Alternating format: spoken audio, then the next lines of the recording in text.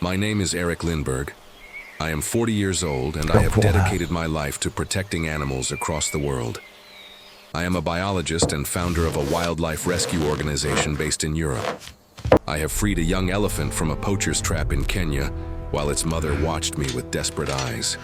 I have rescued a whale calf tangled in fishing nets in the freezing waters of Norway. To learn more about my adventures, subscribe to my channel and leave a like, and let's go. This story takes place in the dense rainforest of the Democratic Republic of Congo.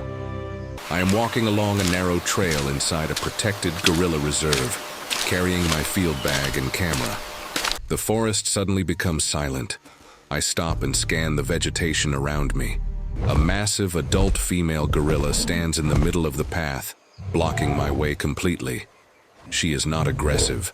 Her dark eyes are locked onto mine, and she breathes heavily.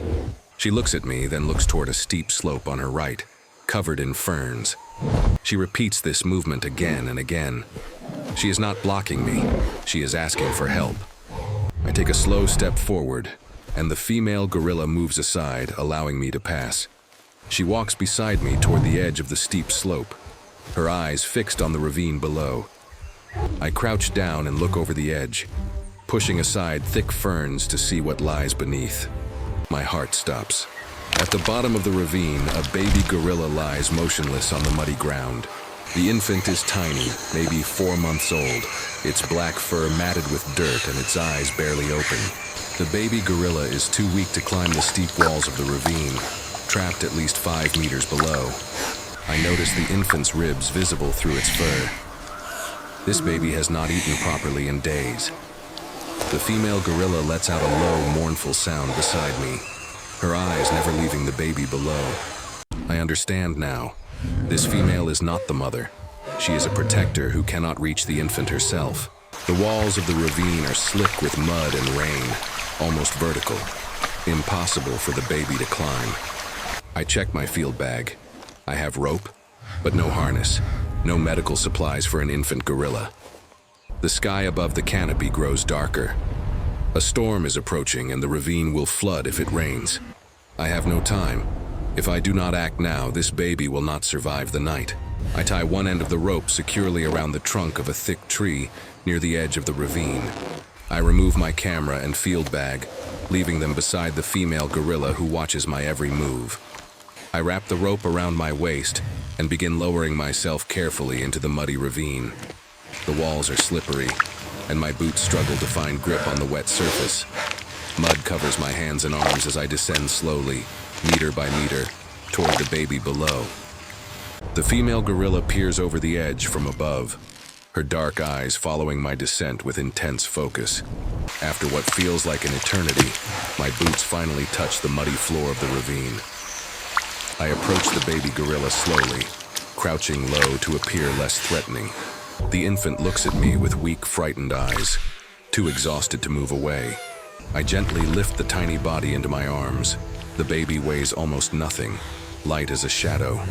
The infant gorilla does not resist. It presses its small face against my chest, seeking warmth. I secure the rope around my torso, creating a makeshift sling to hold the baby safely against me.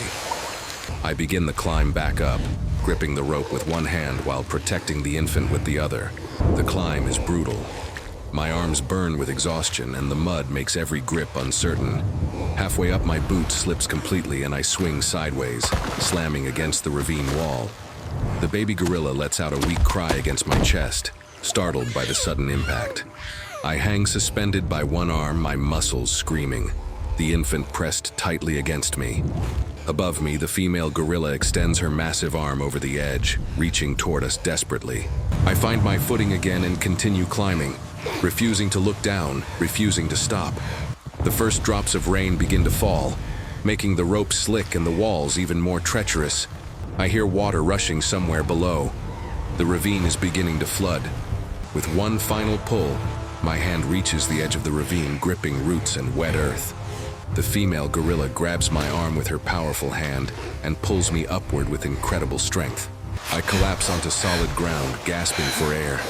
The baby gorilla still clutched safely against my chest. The rain pours down now, but we are out. We have made it. The female gorilla moves closer, her massive body shielding us from the pouring rain. I sit up slowly, cradling the baby gorilla in my arms, feeling its tiny heart beating against my chest. The infant opens its eyes fully for the first time, looking up at me with newfound trust. I reach for my radio in my vest pocket and call for emergency veterinary support at the reserve station. Within an hour, a rescue team arrives with medical supplies and a transport carrier for the infant. The veterinarian examines the baby carefully, dehydrated and malnourished, but alive and stable. The female gorilla watches every moment, never moving far, her dark eyes following the infant. After 3 weeks of intensive care at the sanctuary, the baby gorilla is strong enough to return. I carry the infant back into the forest, the female gorilla walking calmly beside me through the trees. We reach a clearing where the gorilla family group waits, watching our arrival with cautious curiosity. I kneel down and gently release the baby, who takes hesitant steps toward the waiting group. The female gorilla approaches the infant, placing her large hand softly on the baby's back. The family group surrounds them both, accepting the orphan fully into their protection. The female gorilla turns back to look at me one final time, her dark eyes holding something like gratitude. I raise my hand in a silent farewell, knowing I will never forget this moment. She turns and disappears into the green forest with her family, the baby safe among them forever.